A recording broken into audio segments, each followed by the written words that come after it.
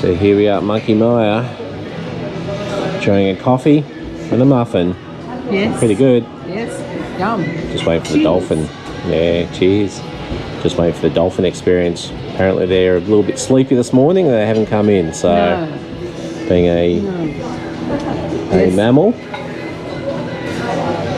they make up their own minds. That's correct. And you just go over there. It's along the beach over there near the jetty. Yep. They've got it all roped off so you can't get real close to them. Yep. We've just come down on the jetty here. Saw some dolphins just swimming by. Apparently I just heard the staff saying that the dolphins aren't cooperating at the moment. They can only feed them when they come past. So we'll just keep waiting. Actually, it's just as we speak. There's one just out there before that yacht, dead in front of us. So maybe they are slowly heading in. So we're just standing here on the jetty, waiting for the dolphins, and whooshka! One turtle. Look at that. How good is that? They're beautiful.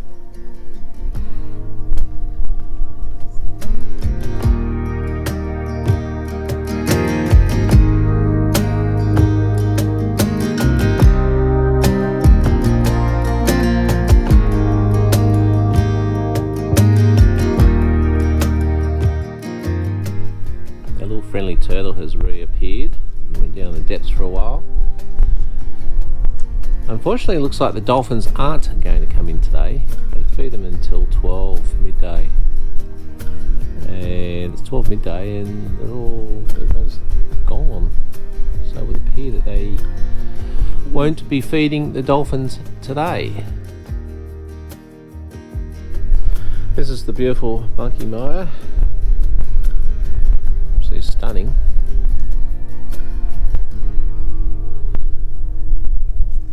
Over there you've got your beautiful red cliffs, turquoise water yet again. It's just stunning, this part of the coastline.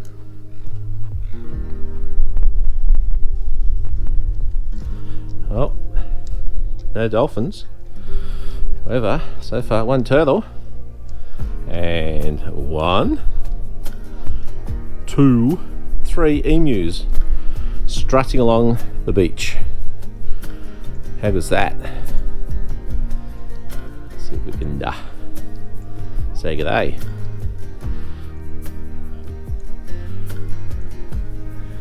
G'day.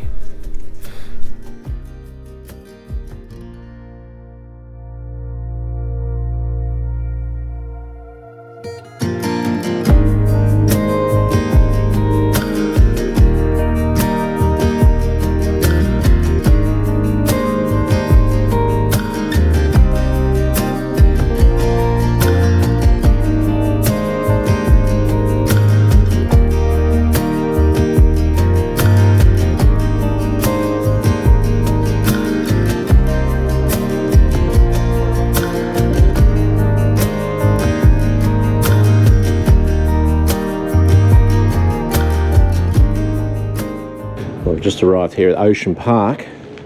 It's an aquarium or something, is it? Yes, I think it's shark feeding.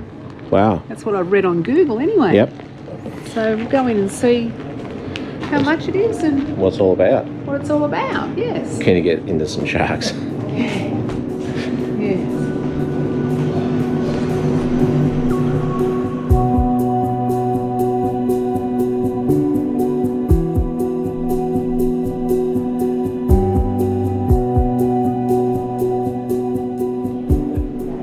Natty, we've purchased our ticket to go to the aquarium and for some shark feeding. Yes. However, in the meantime, Yes. just sitting here enjoying this fantastic view of Shark Bay Yes. and having a muffin and a coffee. Yes. Life's pretty good. Cheers. Alright. Our squid are sustainable for a few different reasons. Number one is their sheer number of them out there. Alright, there are billions and billions of squid. Back when they were trying to start to get to know the ocean a little better, they were taking recordings to determine where the sea floor was.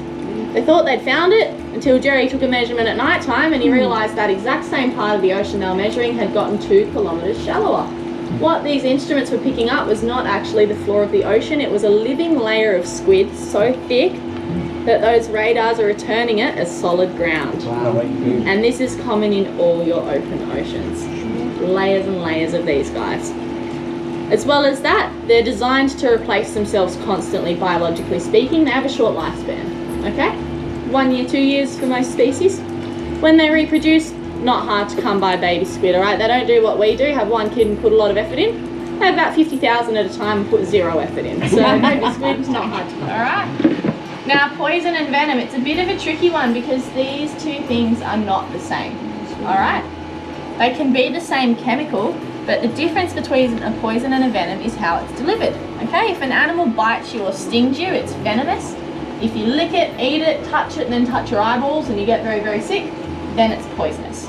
All right. Now, the spiky ones, you may have guessed, they'll sting. All right. These are our lionfish. They have 13 spines on the top and 5 on the underside. Those big fins they have don't sting. You can high-five them, just don't give them a pat on the head. All right. Now, you'll see they're not the fastest fish in the world. Oh, sorry, darling, didn't mean to give them a flight. They use their spines, their venomous sting to defend themselves because they can't swim away from danger, so they'll sting it instead. If you're unlucky enough to get stung by a lionfish, you're not going to die, okay? Their venom's just for self-defense. It's not designed to knock you out, ruin your organs, anything like that. It is, however, solely designed to cause pain. So you're not going to suffer anything permanent, but for the time the sting's in effect, you're going to have a pretty terrible time, all right?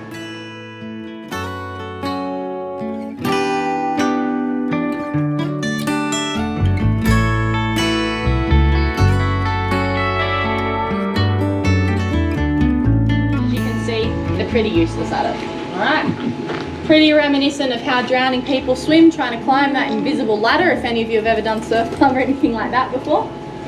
This fish can't swim very well, poor guy. That's actually why stonefish have that horrendous sting. It's to defend themselves, because if there's a hungry shark chasing them, this is not going to get them to safety, all right? Now, if you look closely along the spine of the fish, you'll see those 13 venomous spikes, all right? They lay flat against the fish's spine until he's nervous or he feels threatened, then they pop up. They are super duper sharp. If I was to tread on one of these guys this size with my work boots on, it'd probably still sting me, okay?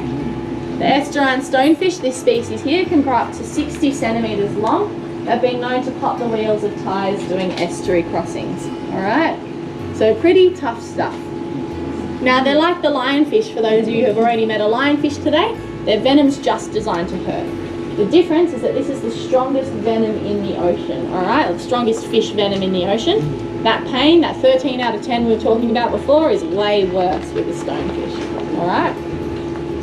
Said to be one of the worst pains known to man. So pretty effective at self-defense. We just get caught in the crossfire when we accidentally step on a stonefish, all right? Very easy way to avoid a stonefish sting, folks. Just shuffle your feet. You'll kick the side of the animal instead of stepping down onto it. That's enough to keep you safe. The venom glands require top-down pressure for the sting to activate. All right.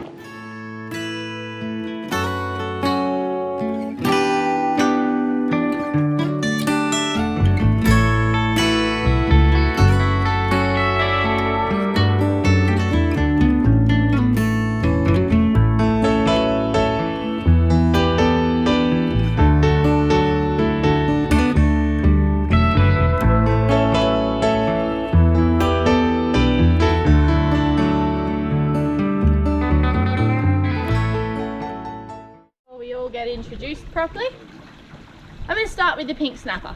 Alright, so the pink snapper are actually the reason Ocean Park is here at all. Okay?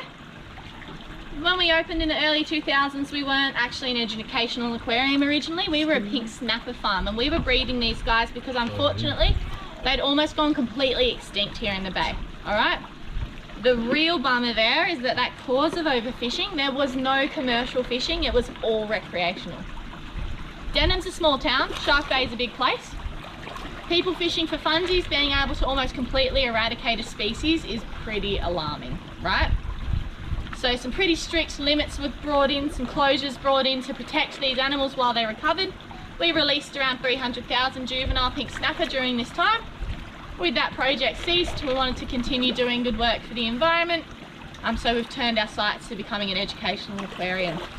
So we have a pretty strong belief that it's a lot easier to love something and want to protect it if you've seen it with your own eyes. Alright, so I've just introduced you to 4 different shark species. There are over 500 in our global oceans. Sharks are incredibly diverse. That's one of the lemons out there. That looks like Noddy, that might be. Hopefully come up and say hello. Sharks are incredibly diverse animals, and as I've just been describing, guys, each species has a favourite place to hang out, favourite thing to eat, special way it is adapted to catch it, to hunt and eat it. Alright. So not just any shark will hang out anywhere and eat anything, okay? So this one here is Lionel, closely followed by Noddy, two more of our lemon boys. So guys, sharks in the wild, real sharks, and sharks in the movies, 2 very different animals. Movie sharks never stop eating. Christ, do they? They're always eating. They just keep eating and eating and eating and eating. Real life sharks, not so much. Alright? Now, sharks are cold-blooded, and what that means, guys, it doesn't mean that if you touch them you're going to get freezer burn. It just means that they are incapable of generating their own body heat. This means in terms of the appetite, they're almost the opposite to warm-blooded animals like us. When it's cold, we want nice big meals. We want them to be nice and hearty, right? I had a massive bowl of soup for dinner last night with a lot of crusty bread, and I loved every second. When it's cold for our sharks, however, they're not so hungry. They're less hungry than they usually are. They just kind of want to hunker down and get over it. They only eat a little bit at a time. In the middle of summer, we'd like to sit down with a light salad and a glass of wine or a beer for lunch, and fair enough.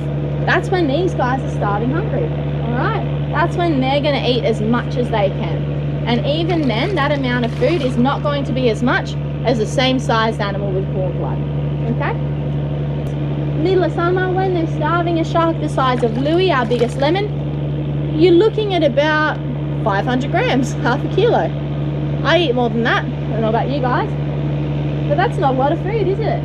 In the middle of winter, when they're not hungry, when they're really just trying to get through it, they don't need to eat every day, nowhere near it. And when they do eat, you're looking at about, well, similar to the snacks they're giving the dolphins, about 300 grams, and that's their total daily intake.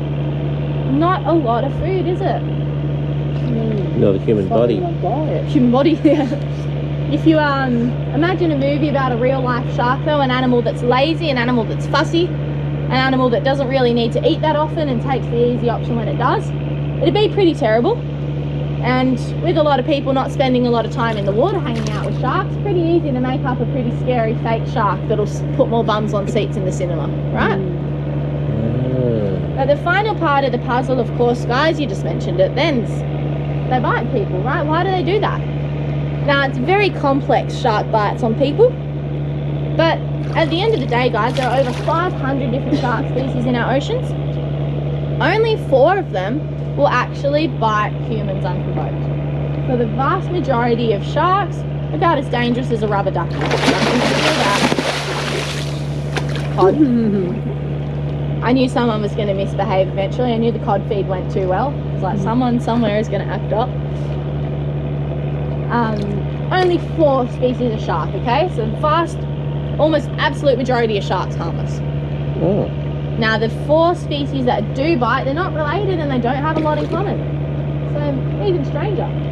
I'm talking about your white shark, your tiger shark, your bull shark, and your oceanic white-tip shark. And to make it more confusing, not all of them are considered to be dangerous all around the world. Tiger sharks here are pussycats. They're very shy, very, very difficult to get anywhere near them, even if you love sharks and you want to have a little snorkel with them, all right? But in some parts of the world, you talk about tiger sharks and people recoil like people do when you talk about great whites here, right? So what's going on? All right, let's have a look. Hey, Louis. Nope, that's Lionel. Hey, Lionel. He's actually kind of fat for winter. He's been indulging a bit, I think. Guys, you need this really specific, I'm sorry I don't have a sexy answer like we look like seals. That's not the truth. You get this really specific list of boxes you need to tick for there to be an unprovoked shark bite on a human. So number one has to be one of those 4 species. With over 500 out there, that's already pretty unlikely. Number 2 has to be one of those geographical locations where this is predisposed to happen. Again, far from likely. Number 3, the shark in question has to be hungry. Appetite's pretty small. That's not likely either. And it has to be a teenager, all right? Now follow me here. Which most of these animals have very long lifespans. Tiger sharks thought to live for about 60 years, bulls and white tips 30 to 40, white sharks unknown but estimated up to 80 to 100 years old. So catching one when it's a grumpy teenager, unlikely, okay? This shark has to be curious, and as we've said before, they're very, very timid by nature. Very unlike a shark for it to be curious. And it has to try to use its other senses to suss you out and fail. Again, you're really getting sick of this word, but that's unlikely. Sharks have great senses. This is what makes them such fantastic predators. If they had bad senses, they wouldn't catch anything. So it has to try to sniff you and fail, look at you and fail, listen to you and fail, use its electroreceptors and fail. That's when it's going to try to consider, only if it's still curious, maybe taking a bite. And that's because they use their teeth to touch you. This is why they have to be teenagers, because their teeth actually change when they go through puberty. They lose their sense of touch a little bit, lose their familiarity with it. So for that short period of their lives, they are ever so slightly more likely to bite something. And that's the difference. That's where you can get those unprovoked shark bites. So let's go over it again. It's one of these species, you're in the right part of the world, it's curious, which they usually aren't, uses its other senses and fails. That's when it's going to start thinking, if it's still curious, about how much it really wants to know what you are. Pretty unlikely, right? We're not good shark food, never have been. That's why when people do get bitten by sharks, they only tend to get bitten once. The shark bites and goes, oh, actually I know you, this isn't great. Off he goes. Just unfortunate that they are large predators. One bite can be enough to do some damage. Not trying to eat you, it is simply another investigation method. All right? Does that make a bit of sense? Like I said, it's not a sexy explanation. It's complicated. But that's the reality behind shark bites on humans.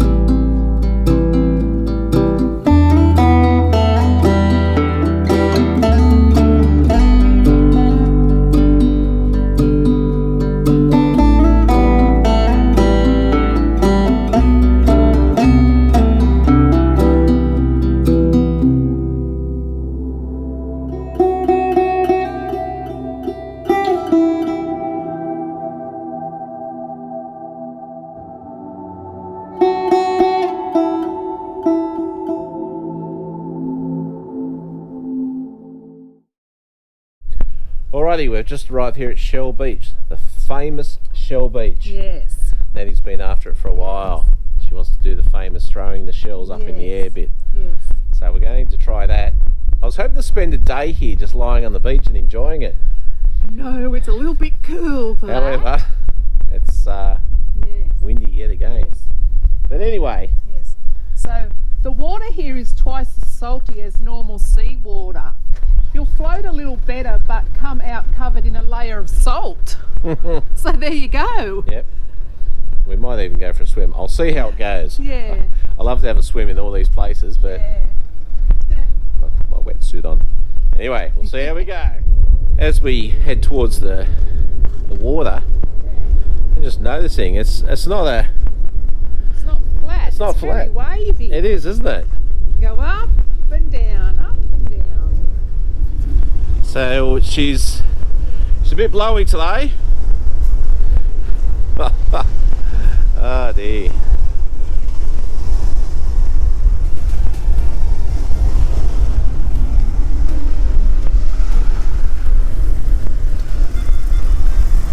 As you can see, it's just all shells as far as the eye can see. Look at them all.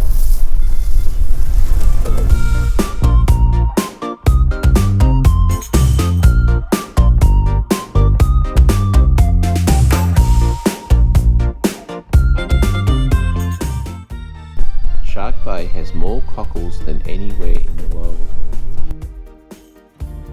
The super salty marine desert they live in is an extreme habitat and few other plants or animal can survive. Thus, fragum cockles have few species to compete with or to be eaten by. Although they live short lives of only a year or two, the lack of predators and competition has allowed these cockles to flourish, resulting in a population of billions. We've just come down the beach here at Hamlin Pool, and you can't get access on the boardwalk as it got blown down in a cyclone a few years ago, and they're looking at rebuilding it. However, just walking along the beach here, I think I'm looking at the Stromatolites here at Hamelin Pool.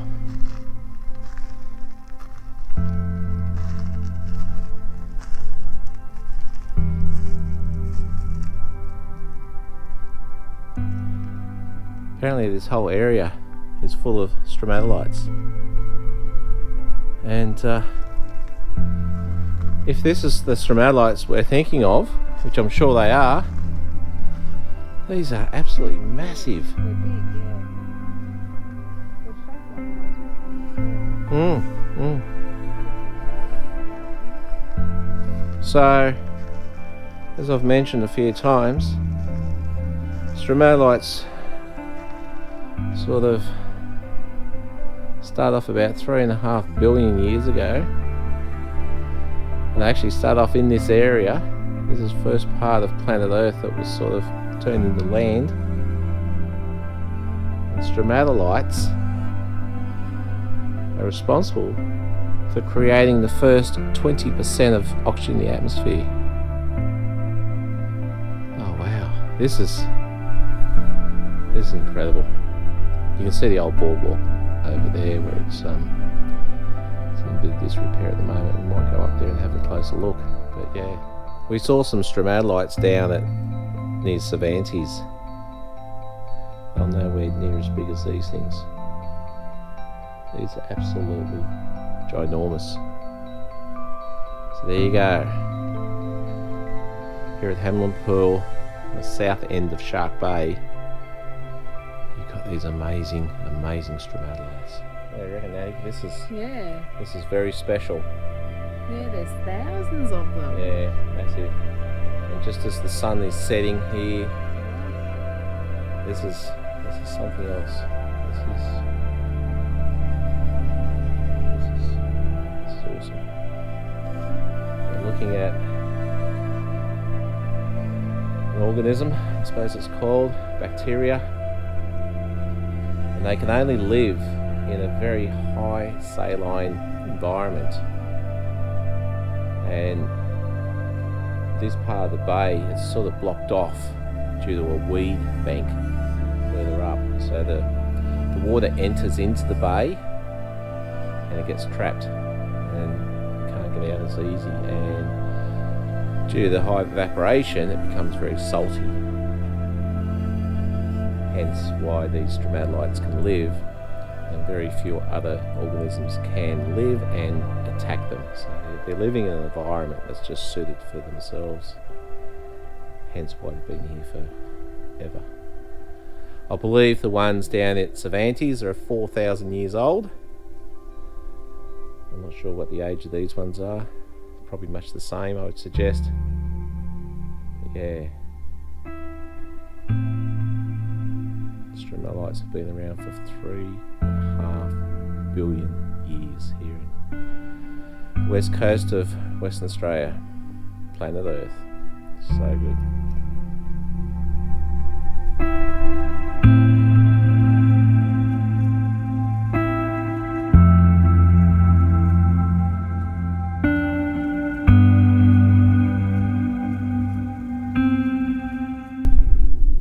We're just standing here at a shell quarry. It's on the shores of Shark Bay, the southern end, and it's just here at Hamlin Pool. Now, this is a very unique place.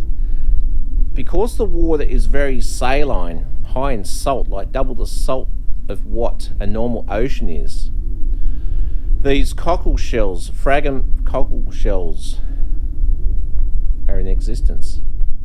Now, back in the day when they were sort of first developing this area, there wasn't much timber to make buildings.